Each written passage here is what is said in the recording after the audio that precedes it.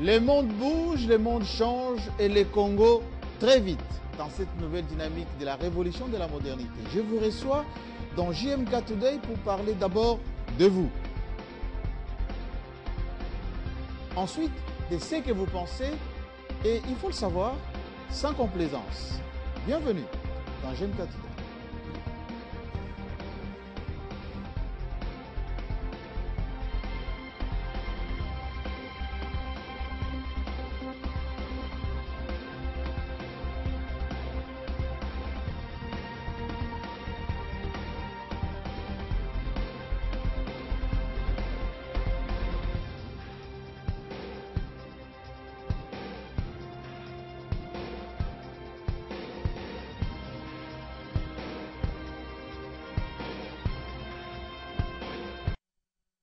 Bienvenue à tous, nouvelle famille bien sûr, de cette émission que vous aimez tant.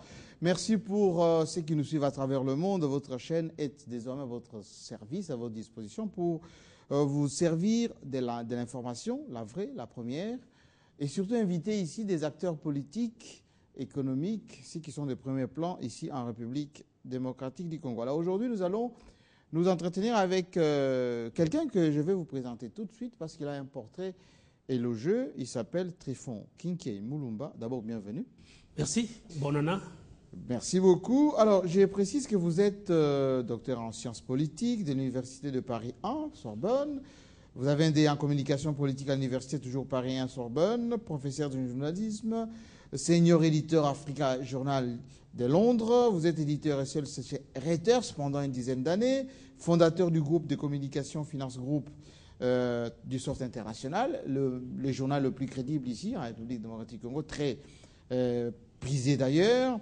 Vous avez été chef de département en charge de la communication et culture au RCD, à l'époque, à Goma. Vous étiez ministre, les tout derniers, du maréchal Mobutu, du gouvernement du général Likula Bolongo. Vous êtes député national indépendant, élu de Massimanimba. Vous briguez d'ailleurs ce même poste cette année. Vous êtes président de ce parti, PA, Parti pour l'Action, avec comme totem le crabe, et vous êtes membre du bureau politique de la majorité présidentielle. Alors, quand on présente Kinkei comme ceci, on a l'impression que vous avez tout eu dans votre vie, qu'il ne vous reste rien. Est-ce vrai? Je remercie d'abord le Seigneur pour m'avoir tant donné, en effet. On a encore du chemin à faire. Pour le pays, bien sûr, un pays qui traverse des situations que vous connaissez, que nous connaissons, et c'est pour ça qu'on est là. Kinkei Mulumba, on dit de vous, vous êtes un homme plutôt sec, quelquefois, avec des analyses directes. Parfois, quand vous tripez quelqu'un, il faut qu'il se réveille très tôt, pour ne pas dire qu'il faut qu'il soit bien loti, sinon vous l'écrasez. Vous avez dit que je suis de l'école Reuters, c'est ce journalisme-là que j'ai appris en effet. C'est cette forme de communication que vous faites, que moi je fais. C'est le seul mode de communication à l'externe et à l'international. Kinkei Mulumba, on va parler des enjeux du second mandat de Joseph Kabila. Vous êtes de la majorité présidentielle. Nous vous recevons à ces sujets d'ailleurs. Après la validation du président Kabila, désormais, vous, de la majorité présidentielle, quelle démarche allez-vous adopter maintenant? D'abord, il faut remercier Dieu, je l'ai dit tout à l'heure, pour ce qu'il a fait, que nous soyons là pour le président de la République. Vous savez comment le président de la République est arrivé au pouvoir? Il est arrivé au pouvoir au moment où son père venait d'être assassiné. Nous venons de célébrer le douloureux anniversaire il y a 2 jours, 3 jours, je crois. Et après ça, il a mis fin à la guerre. J'étais au RCD.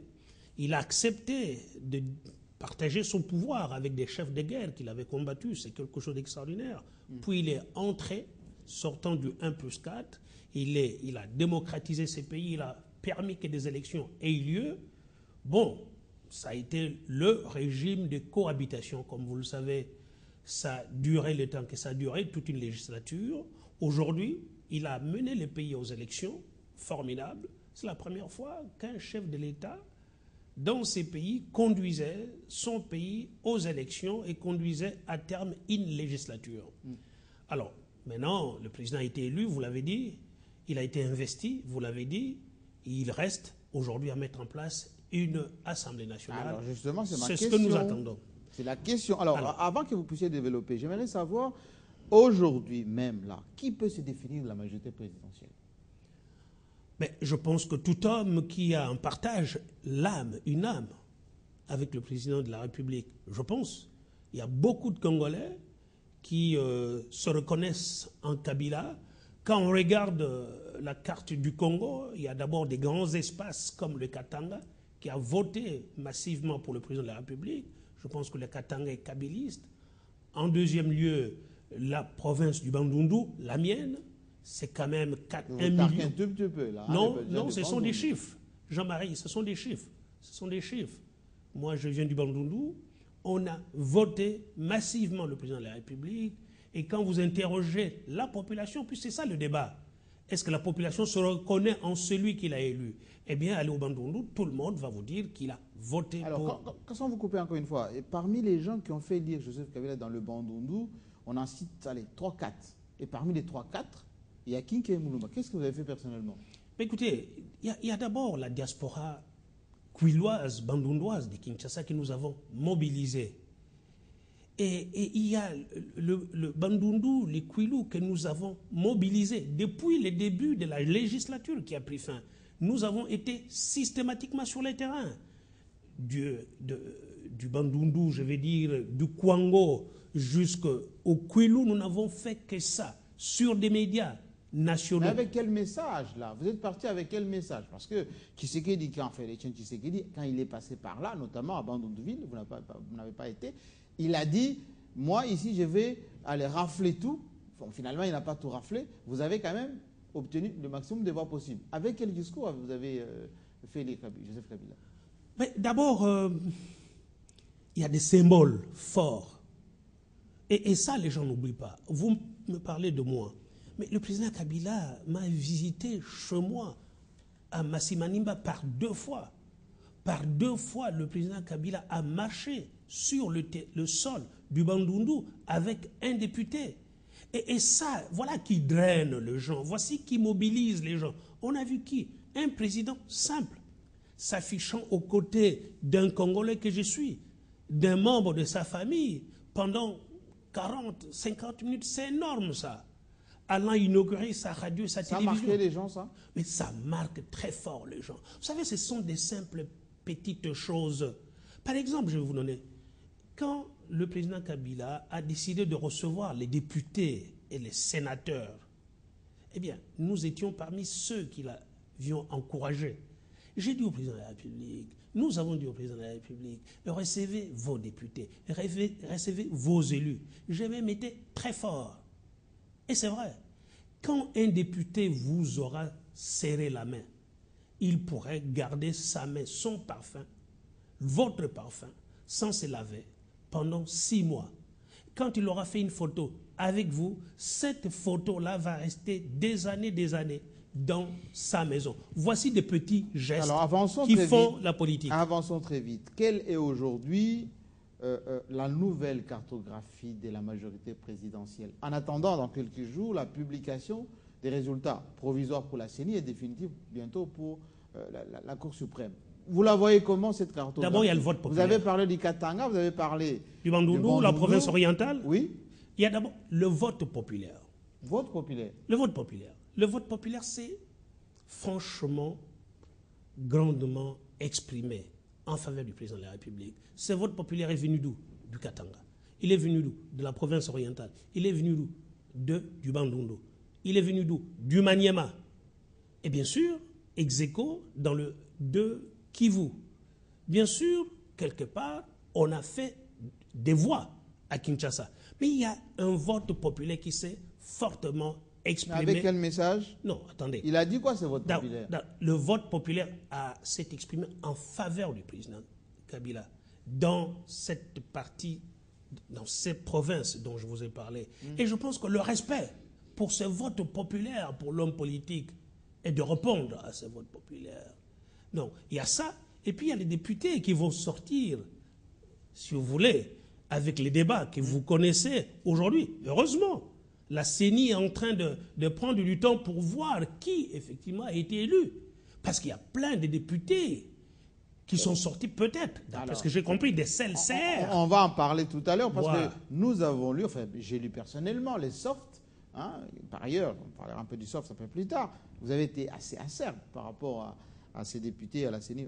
Notamment, vous avez parlé même du gâchis à un moment donné. J'aimerais qu'on revienne sur ces votes populaires. Le message, plutôt la réponse au message de ces votes populaires, c'est quoi? Les sociales? Le président de la République, écoutez, vous parlez du soft. Je ne suis pas ici en tant que soft, mais on ne peut pas ne pas en parler. Oui. Le soft Plus a tard, fait une plus interview, tard, oui. une interview de l'ambassadeur de Belgique au Congo. Eh bien, quand la question lui a été posée sur comment voyez-vous la gouvernance du président de la République, la gouvernance, la législature qui s'ouvre, si il vous était donné des rencontres du président de la République, qu'est-ce que vous lui diriez? Il dit, mais le président, c'est tout. Puisqu'il l'a dit dans son discours. Qu'est-ce qu'il a dit dans son discours? Priorité au social. Il a dit, j'ai parcouru le pays, je vous ai entendu, je vous ai compris. La réponse, c'est le social. Question directe. Quelle discipline du groupe face aux contestations, Kinkei Mulumba, qu'on constate dans les législatives aujourd'hui? Surtout chez vous, à la majorité présidentielle. Non, je pense qu'il faut d'abord le respect. Le respect en ce qui concerne le groupe, Oui. mais le respect aussi en ce qui concerne les individus. Quand vous décidez d'aller aux élections, il faut savoir respecter ceux qui se battent. Franchement, il y a plein de députés, des candidats députés qui se sont battus. Dont vous-même. Dont moi-même. Alors, est-ce que ceux qui sont partis avant comme vous et qui avaient gagné, heureusement pour vous, est-ce que vous avez une prééminence sur les autres? Vous avez comme faculté d'écraser les autres? Non. Écoutez, Jean-Marie, j'étais en train de dire que le respect, c'est important. Le respect pour la majorité à laquelle nous appartenons, mais le respect aussi pour ceux qui se sont battus et qui ont gagné et qui n'accepteraient pas aujourd'hui qu'on leur arrache leur victoire. Et je pense que le président de la République est là, justement, comme le garant du bon fonctionnement de la Constitution et comme le garant de la majorité présidentielle. Il est à mesure de dire qui a fait effectivement de la voix, qui n'a pas fait de la voix. Entendre tout ce que nous entendons, il n'y a pas de fumée sans feu. Est-ce que c'est un vote des gens qui ont de l'argent, finalement? Ceux qui ont de l'argent, qui peuvent corrompre, qui peuvent acheter, qui peuvent influencer? D'abord, une élection, c'est des moyens financiers. Nous ne sommes pas une île quelque part dans le monde. Regardez aux États-Unis. Le président Barack Obama est en train de mobiliser. Il a été celui qui a le plus mobilisé d'argent. Mais il y en a qui ont vendu leur parcelle, Kinkei Mulumba, c'est des moyens Exactement. aussi? Exactement, non. Je suis en train de dire qu'il faut de l'argent. En France, comme ailleurs, il faut de l'argent. En France, vous avez entendu, quand des candidats président de la République n'avaient pas des moyens, eh bien, ils allaient en chercher en Afrique. Il faut de l'argent. Donc, aujourd'hui, en France, aux États-Unis comme au Congo, il faut de l'argent pour s'engager dans la bataille électorale. Mais cet argent ne vous permet pas de corrompre. Cet argent vous permet de communiquer. Cet argent vous permet de passer votre message. Cet argent permet, dans le contexte du Congo, de poser quelques actes. Mais malheureusement, cet argent sert parfois à corrompre. Mais alors justement, et c'est ça qu'il faut condamner. Quel message avez-vous vis-à-vis de ceux qui ont échoué et qui continuent à faire de la résistance et qui veulent même jouer, à faire un peu du trafic d'influence? Jean-Marie, on est 500 députés.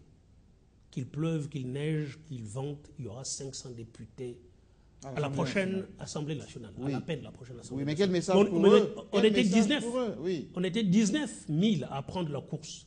C'est-à-dire qu'il va y avoir 18 500 qui vont rester sur le carreau. Oui. Alors, quel message? Mais je pense que c'est un message